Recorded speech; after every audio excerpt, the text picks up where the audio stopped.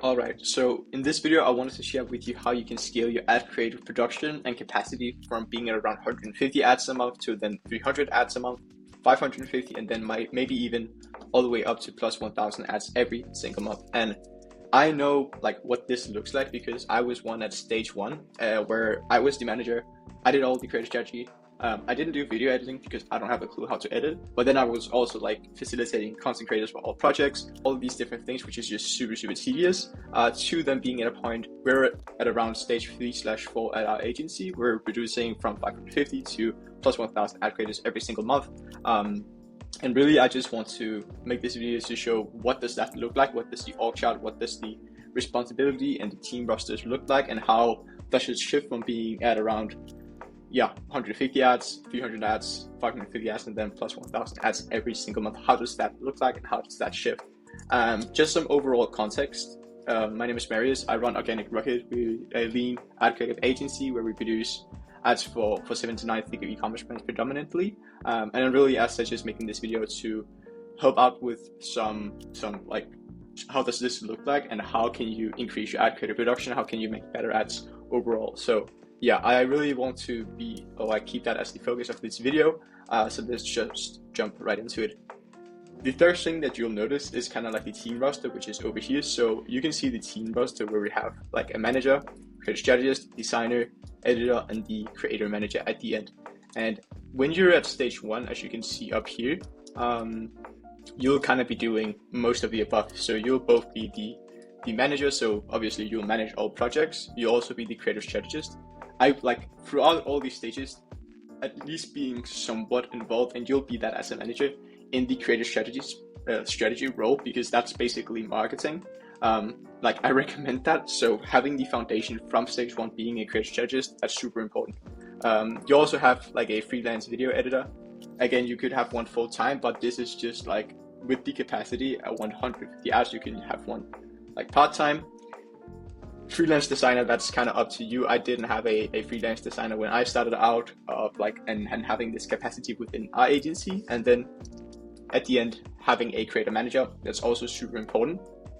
And you'll be doing that yourself in the beginning. That means you'll start building relationship with content creators, with influencers, with customers, with all of the above actors, just to source content for your brand.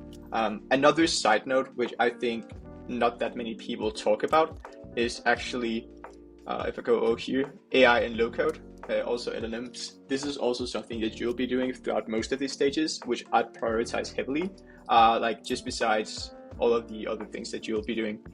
So pretty much, if I can just sum up stage one, this is just like the grind phase where you scale ad creative production by just being in the trenches, making ads. But this is kind of where you build that grit, and like I won't even say grit, but you build that experience of, hey, what does good ads look like? How can I scale? Like what does a good ad mean for my brand? Because it really depends on the different brand that you have. So this is kind of where you crack creative product market fit. You find a different angle, like you find these different angles which scales, and at that point you're kind of like, you can then scale to stage two. And stage two, this is where you start bringing on like a creative strategist. Creative strategist is like one of the most important hires. This person is gold, and you just need to find an A player for this role. You probably also will bringing on a full-time editor, so you can either transition this person from freelance to full-time, or you can just like keep having, or like just finding a new person, because the types of people doing freelance and full-time, they're often like kind of different people. Same for design. So actually I didn't, as I said, have a designer for when we were just starting out. Obviously I run an agency and not a brand, so we didn't use a designer at the beginning, but this is where you can start like, hey, I might need like a freelance designer, and then I'd like get a creator manager, someone to facilitate relationships with content creators and whatnot. It's such a tedious thing to do, and as the CEO, you're pretty much, I wouldn't say wasting your time, but it's like you just need someone to source content creators. You can even get a VA to help you with this, or like list build and whatnot. But having this person on your team, it'll be super crucial for just the progression. And then obviously at the end, you should still be doing like the code LLMs and what else you can do to just make the whole ad creative process more efficient. Cool. So that's stage 2. This is kind of where you increase volume a little bit. So you're still like, you're probably capped at around 300 ad creators every single month, which means that this editor can do like 3 edits a day maybe, and this designer also like 3 edits or like 3 to 5 designs a day. And then obviously with hooks, all of these ads are like measured with hooks, so that will equal to around like those 300 ad creators every single month. Stage 3, this is where it becomes like more fun, so to speak, or this is the stage between where it gets fun and where you're still like in the trenches. So by the time that you're here, you'd probably have a full-time team, so all of these people would be full-time, and this just means that you'll have more capacity. So if you really put it, the only thing that's changed is you had this person before being freelancer, and now they've become full-time.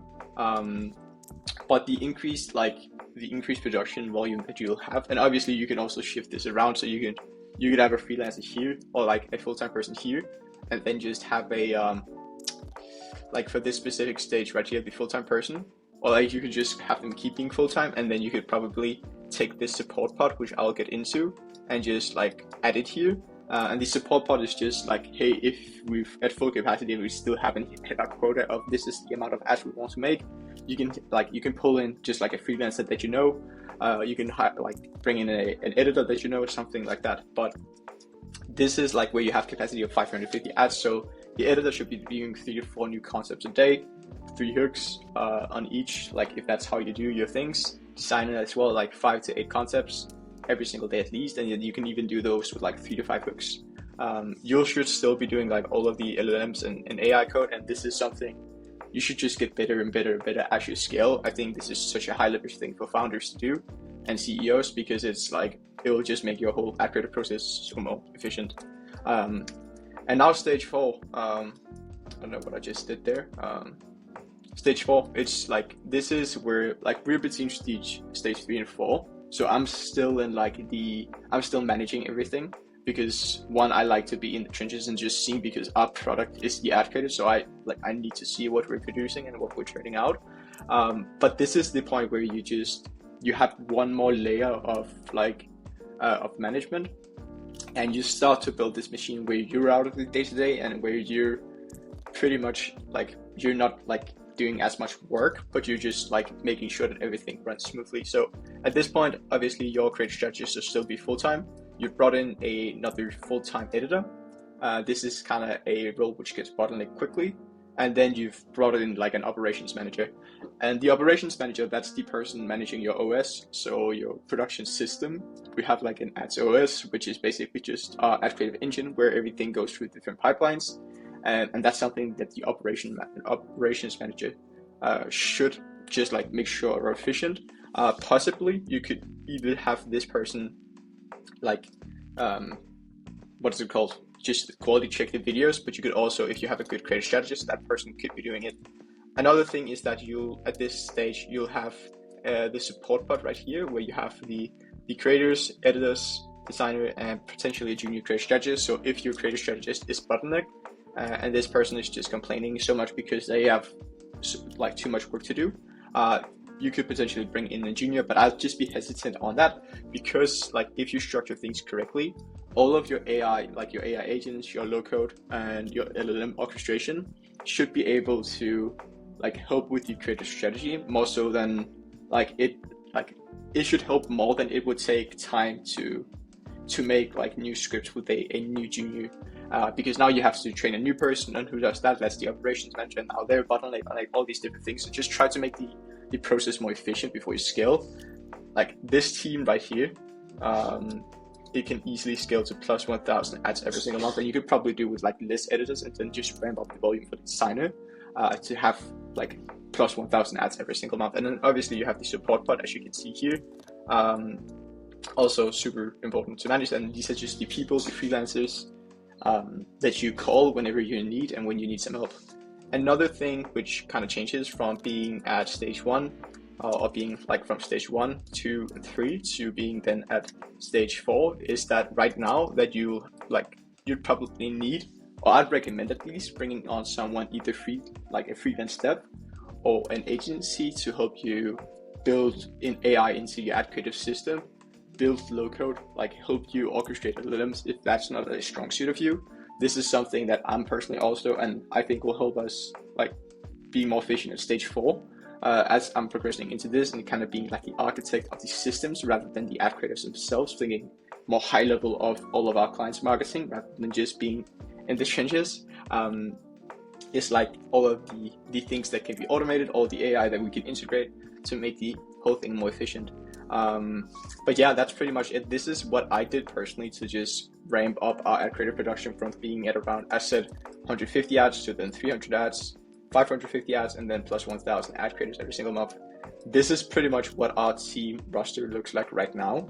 And we are bringing in like an operations manager next, and then potentially one more editor. We have like, the way that we do it right now is that we just use the support pod to facilitate our edits, but we probably also need like more editors, and then just keep building the support for freelancers and content creators, which also can like make full videos if you have good content creators, editors, designers, and then probably also a junior more, as well as just scaling the freelance and agencies on the AI. But I can do that myself, so that's kind of just my thought process going into it. So that's really all for this video. If you have any questions, let me know in the comment section below, and I hope you enjoyed it. If you have any ideas on terms of what to do next, what it looks like running an ad creative agency that produces plus 1,000 ads every single month, if you have any questions or ideas in terms of I'd love to see this, let me know. I'll be open to help out the community. But yeah, other than that, take care and do all the good stuff in the comment section, like, subscribe, and have a good day.